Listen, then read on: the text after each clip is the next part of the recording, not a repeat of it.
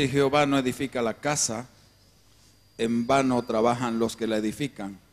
Si Jehová no guarda la ciudad, en vano vela la guardia. Ahí en su renuevo ustedes tienen algo que escribimos mi esposa y yo. Nos pidieron hacerlo, porque la pregunta es, ¿qué nos está pasando? Esa fue la pregunta de una periodista a nosotros. ¿Qué nos está pasando? ¿Qué está pasando con la familia? Esa fue otra de sus preguntas. Otra de sus preguntas fue, ¿cómo podemos entrar en un equilibrio de las cosas donde el materialismo no nos subyugue? En función de eso fue que escribimos ese artículo que usted tiene ahí. Se lo voy a leer rápidamente. Se titula La joven, la muerte y el correcto amor. Hemos perdido el rumbo como padres. Confundimos el amor a nuestros hijos cuando damos desmedidamente, sin límites, sin un no a su debido tiempo. Dentro del núcleo familiar, la soledad y la agresividad son el común de una sociedad que se desintegra de una manera rápida. Los límites, que son los que imparten orden y crean un círculo de protección al joven donde se sienta seguro, amado y apoyado, hoy se han perdido.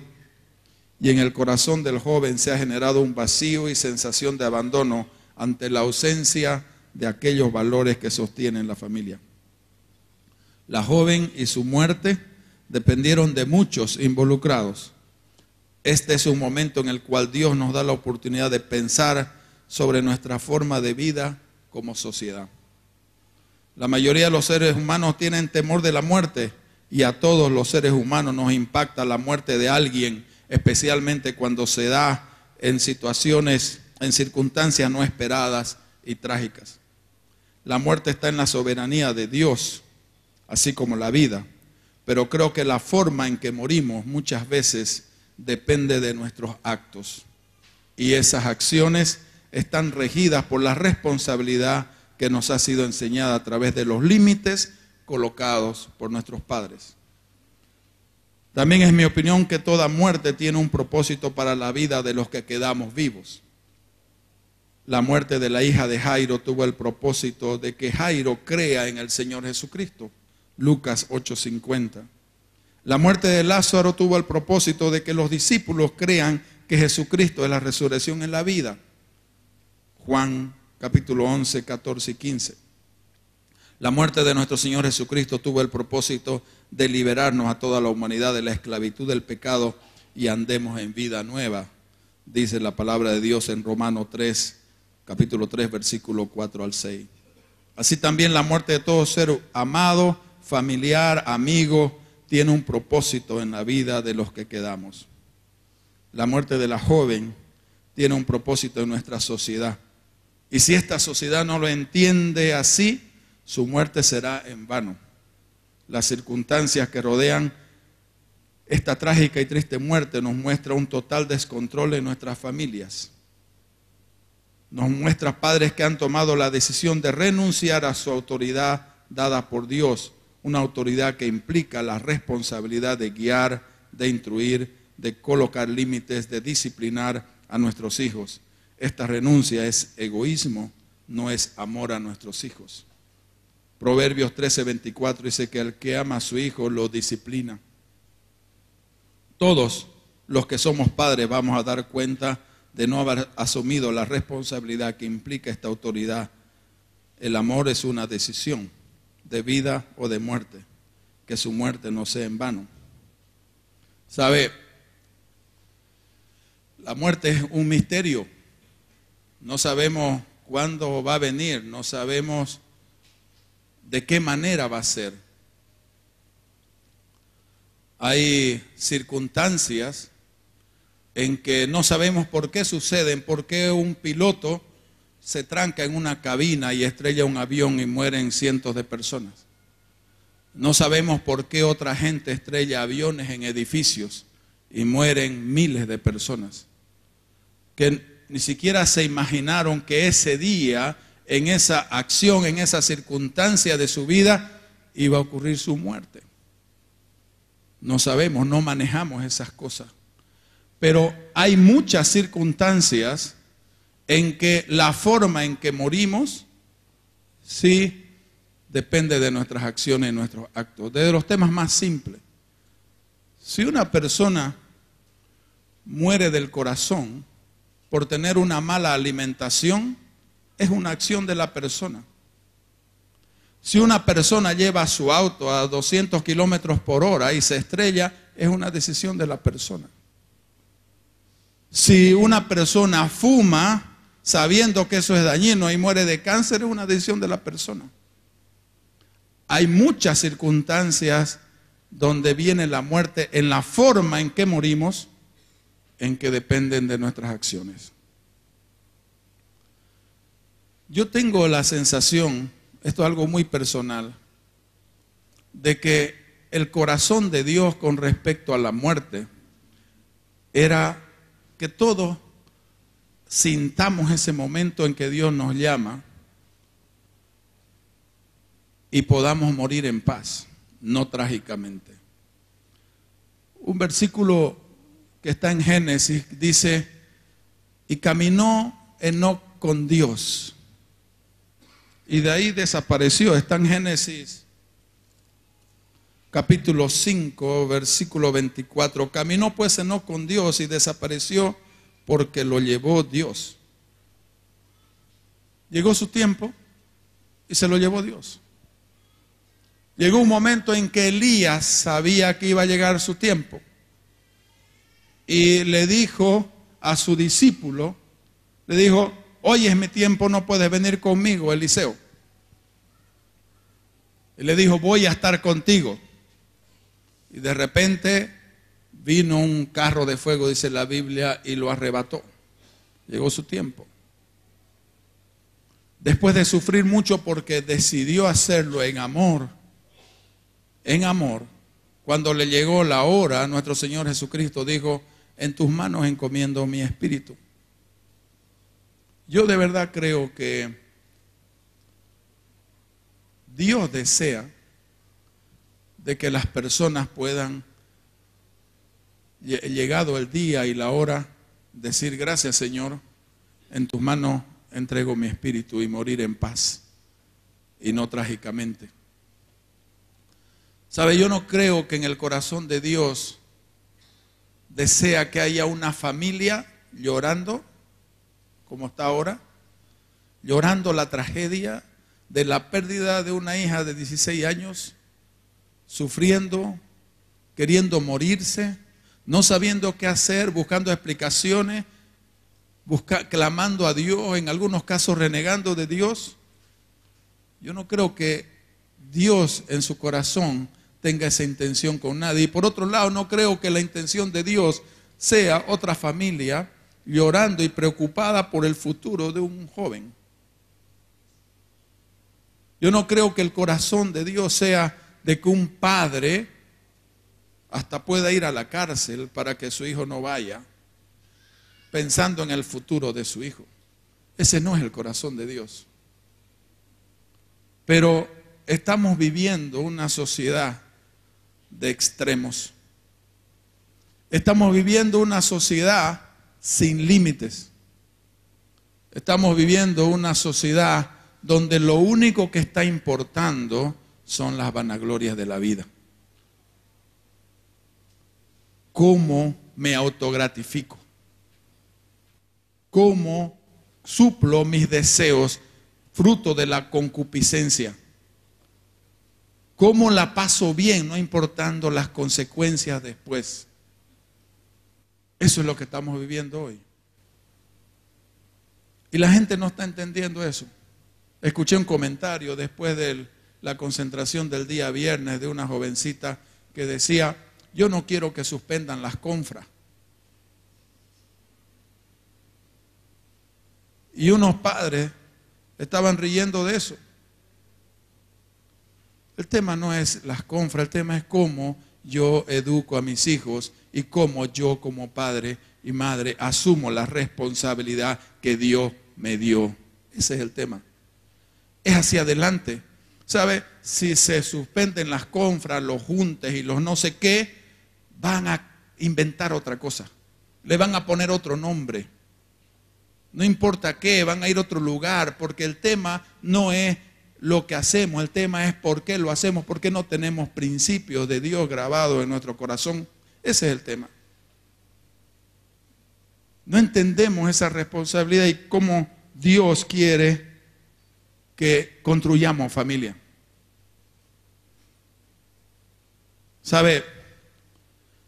En este salmo que hemos leído, Salmo 127, es un salmo que según los expertos, los teólogos dicen que fue escrito por David para Salomón. Eso dice en su Biblia, cántico gradual para Salomón. Porque Salomón estaba por comenzar a construir una familia y a construir una nación y también a construir un templo. Dios le dio la visión del templo a David. David recaudó los fondos, pero la misión de construirlo se lo dio a la siguiente generación, a Salomón. Entonces dice, si Jehová no edifica la casa, en vano trabajan los que la edifican. He marcado ahí en su renuevo unas 4 palabras: edifica, casa y en vano. Porque en el hebreo tienen varias significaciones en función del contexto en que usas la palabra. Y aquí está hablando no solamente del templo para construir, de la ciudad para construir, está hablando principalmente para las familias. Este es un poema para la familia. Este es un poema que dice cómo debemos edificar, construir nuestra casa familiar.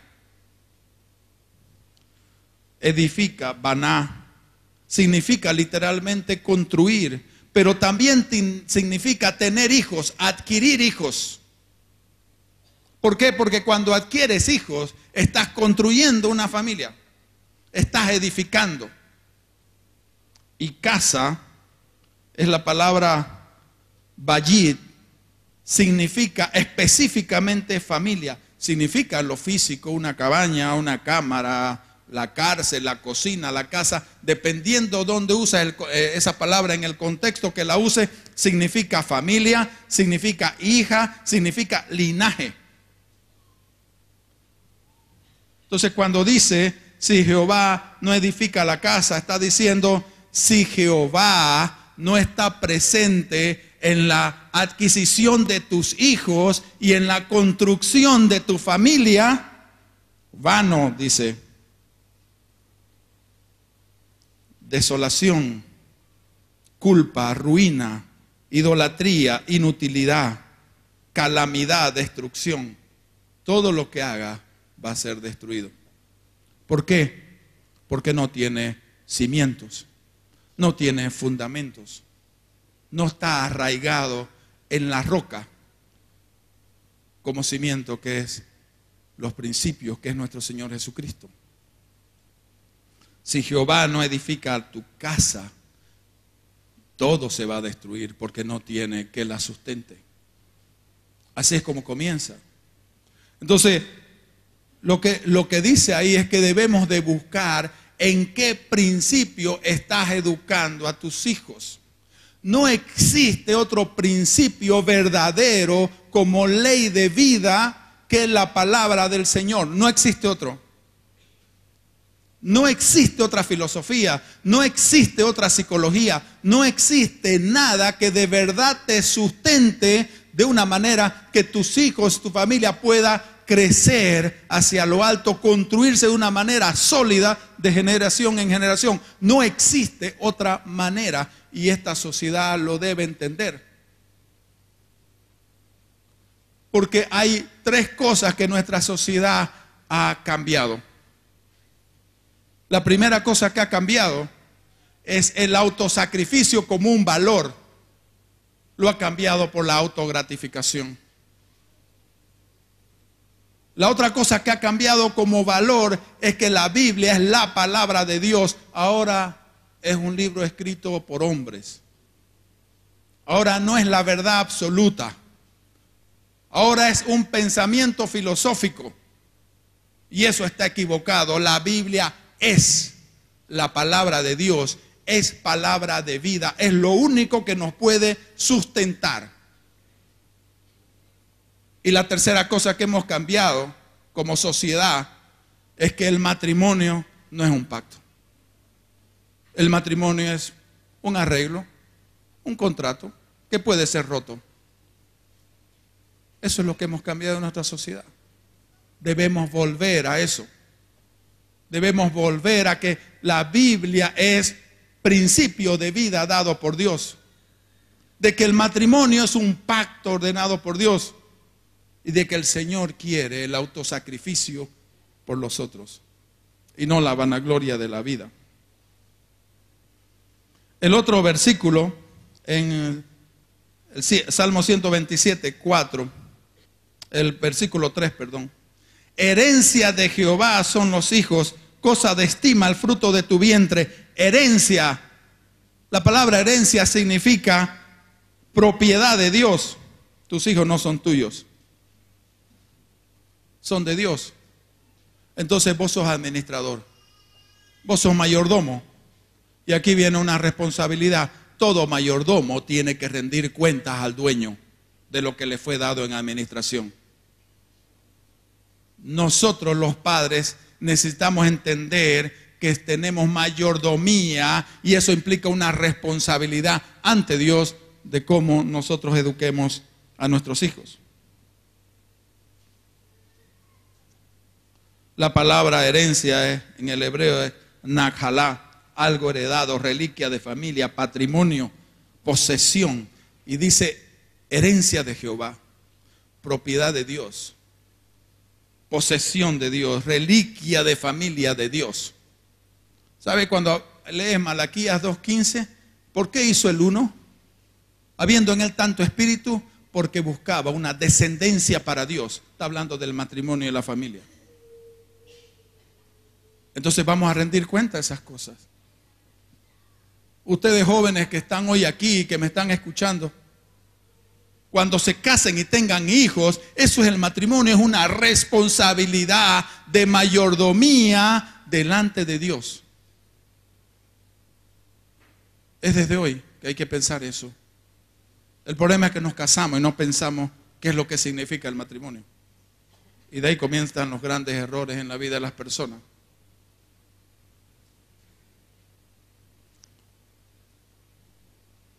Y en el versículo 4 dice, como saetas en manos del valiente, así son los hijos tenidos en la juventud. Saetas en manos del valiente. Flechas en manos del valiente.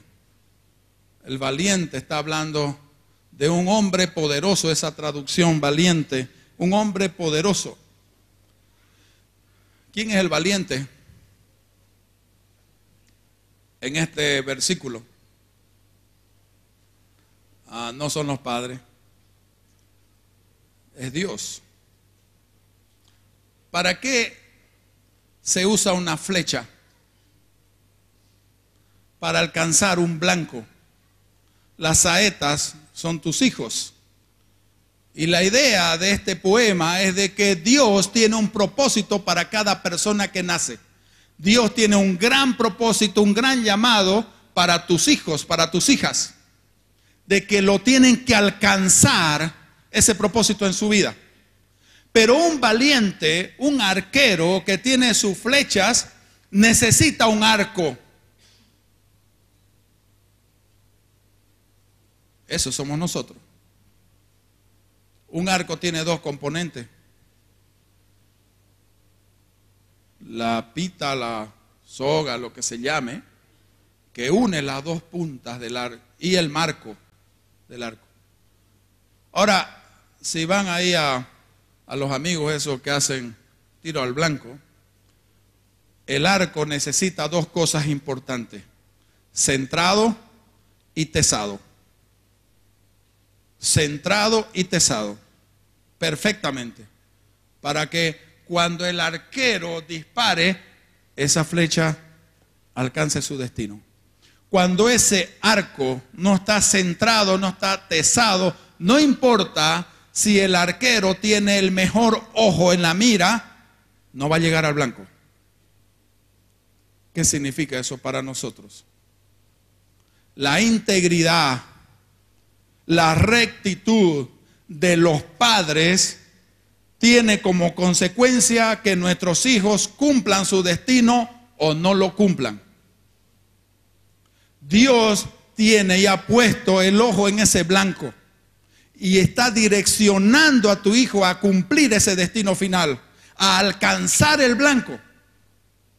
Pero si nosotros como padres no tenemos integridad, rectitud, santidad, principios en nuestro corazón para transmitirlo a nuestros hijos, ellos no van a alcanzar su destino.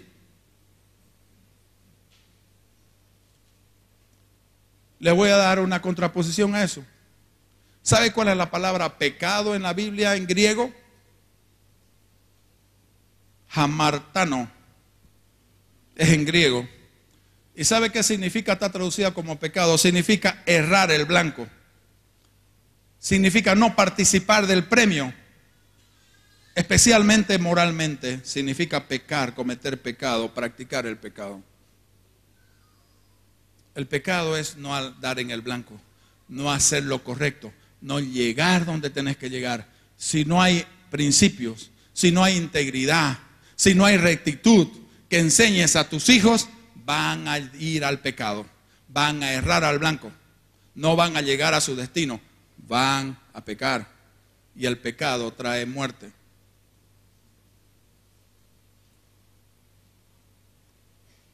Eso es lo que nos dice la palabra del Señor. La integridad, la rectitud de nosotros, el modelo de vida que damos es fundamental para que nuestros hijos cumplan su destino. Y el Señor también nos enseña 3 pilares fundamentales. Yo te lo voy a hablar así por encima hoy, pero tenemos la gracia de Dios que esta iglesia y a través de la Fundación Universidad de la Familia tenemos una escuela de padres increíble.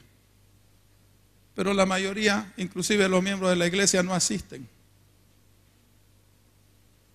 ¿Sabe qué me dijo una vez una persona cuando le dije que teníamos 2 etapas en la escuela de padres que más o menos abarcaban cada una 20 semanas?